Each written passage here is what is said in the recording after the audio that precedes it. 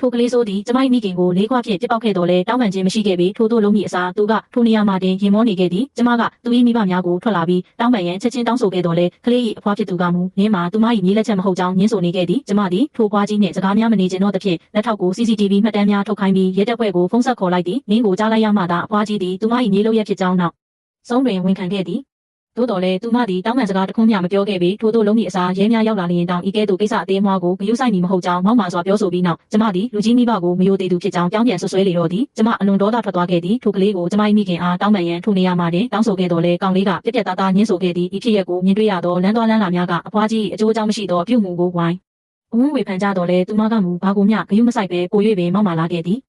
ရင်းကိုမြင်သောအခါကျမကကလေး၏ဖခင်ကိုဖုန်းဆက်ခေါ်ရန်အဖွားကြီးကိုချက်ချင်းခိုင်းလိုက်သည်သို့တော်သူမကနှာခေါင်းရှုံရင်းကျမသည်ကုမ္ပဏီရာရှိဖြစ်သူသူမ၏သားနှင့်ရင်းနှီးခွင့်ရရန်ရည်ရွယ်ချက်ရှိလှုပ်ဆောင်နေခြင်းဖြစ်သည်ဟုဆိုကာလူကုန်အလဲတွင်ကျမကိုတိတ်ခါချဆွဆွဲခဲ့သည်ထိုအချိန်တွင်ကောင်လေးသည်ကျမ၏တီးတန့်ခန်းထဲသို့ပြေးဝင်သွားသဖြင့်ကျမ၏လက်ထောက်ကတားဆီးရန်ကြိုးစားခဲ့တော်လဲအဖွားကြီးကလက်ထောက်ကိုဘေးသို့တွန်းဖယ်လိုက်သည်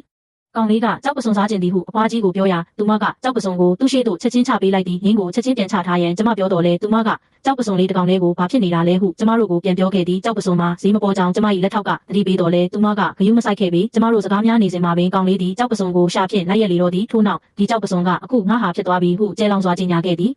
ကျမကလက်ထောက်ကိုလင်းအားယူသွားရန်ခိုင်းသောအခါကောင်လေးကလက်ထောက်၏လက်ကိုကိုက်လိုက်သည်ထို့နောက်သူသည်ကျမမိခင်အတွက်ဝယ်ထားသောလက်ဆောင်ကိုမျက်စိကျသွားပြန်သည်ရင်းကိုချက်ချင်းပြန်ချထားရန်ကျမပြောတော်လဲသူကလေးခွဖြင့်ပြစ်ကာလဲဆွဲကိုသတင်းပေါက်အပြင်ဘက်သို့ရောက်အောင်လုပ်လိုက်သည်လမ်းသွားလမ်းလာများကမခံမရနိုင်ဖြစ်ကအဖွားကြီးကိုပြန်လျော်ပေးရန်ပြောကြသည်အဖွားကြီးကမူပျက်စီးသွားသောလဲဆွဲမှာဘာမှတန်ဖိုးမရှိဟုဆိုခဲ့သည်ကျမသည်ဒေါ်လာ1 သန်းတန်ဖိုးရှိကြောင်းပြသသည့်လဲဆွဲ၏တန်ဖိုးဖြစ်လက်မှတ်ကိုချက်ချင်းထုတ်ပြလိုက်သည်ကျမကအဖွားကြီးကိုရွေးချယ်စရာနှင့်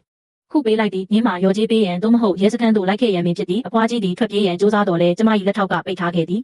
သူမအခြားရေးချေစရာမရှိတော့သဖြင့်သူမိသားကိုဖုန်းဆက်ခေါ်လိုက်ရသည်မကြာမီသူမိသားရောက်ရှိလာပြီးအဖွားကြီးသည်ကျမသူမသား၏အထက်လူကြီးဖြစ်နေကြောင်းသိသွားသောအခါချက်ချင်းဒူးထောက်ကကျမကိုတောင်းပန်လေတော့သည်သို့တော်ကျမစိတ်မကျေနပ်ခဲ့ပေကျမသည်သူမိသားကိုအလုံးမချက်ချင်းထုတ်ပစ်လိုက်ပြီးလေဆွဲအတွက်ဒေါ်လာ1 သန်းကို3 ရက်အတွင်းပေးလျော်ရန်ပြောလိုက်ပါတော့သည်